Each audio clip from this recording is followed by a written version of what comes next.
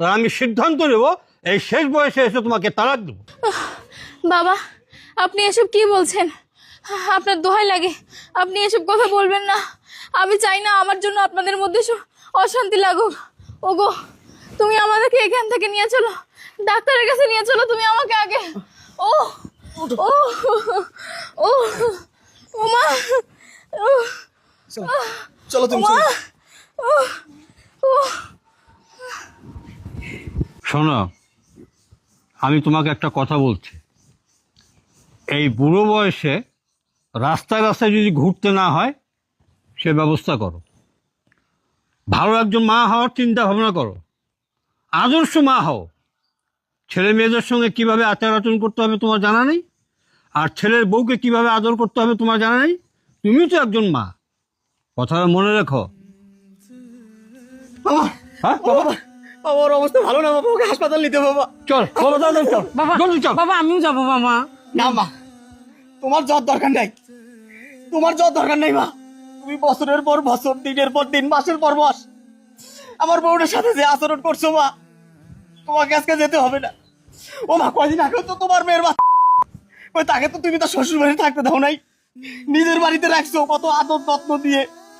তাকে সিজার করালে, তার বাচ্চা প্রসব করালে, আর আমার বউয়ের বেলায় কেন এটা হলো মা? আমার বউ কতবার তোমার কাছে কান্নাকাটি করলো, বাপের বাড়ি যাবে, বাপের বাড়ি যাবে, তুমি তাকে যাইতে দিলে না। এই অসুস্থ মানুষটাকে দিয়ে বাড়ির সমস্ত কাজ করাও, আজকে তোমার দরদ বাড়ি গেল, তোমার দরদ লাগবে না মা। শোনো মা, একটা কথা বলে যাই, যদি আমার বউ, আমার সন্তানের কিছু হয়, আমি যে তোমার সন্তান এটা আমি ভুলে যাবো। বাবা চলো, বাবা, চলো। ভাইয়া, আমার কথা নিয়ে চলো ভাইয়া। কোথায় যাবি তুই? এই, কোথায় যাবি? তুই হলো নষ্টের মূল হোতা। তোর জন্য, শুধু তোর জন্য এই বাড়িতে একটা দিন শান্তিতে থাকতে পারে না আমার বউটা। তুই আমার বোন না, আমাকে ভাই বলে ডাকবি না। বাবা আমার ভুল হয়ে গেছে বাবা। মা, তুমি আর নাটক করিও না মা, তুমি আর নাটক করিও না মা। আমার অনেক কষ্ট হয় মা। ছেলেকে ভালোবাসতে পারো, ছেলের বউকে ভালোবাসতে পারো না মা। হ্যাঁ, আর তোমার ছেলের তো ওই জায়গায় যায় ভালো থাকে, তুমি জানো না? প্রত্যেকটা ছেলে তার সংসারে একটু শান্তির জন্য কত ছোটাছুটি করে, কত কষ্ট করে। মা গো, আমি অনেক কিছু জানি, আমি কিছু জানার পরে তোমাকে কিচ্ছু বলি না। কাকে কি বলবো আমি? তুমি আমার মা, বউয়ের কথা শুনে তোমাকে শাসন করব, আর ওই বউটাকে আমি কি দিয়ে সান্ত্বনা দেবো? তোমরা যেভাবে আমার বউটার পিছনে লাগছো, যেভাবে অত্যাচার করো, যেভাবে মানসিক টর্চার করো, একটা গর্ভবতী মানুষকে দিয়ে তুমি বাড়ির প্রত্যেকটা কাজ করো, রান্না করো, কাপড় কাচাও। মা, তোমার গোসলের পানিটা পর্যন্ত তুমি ওর থেকে নাও।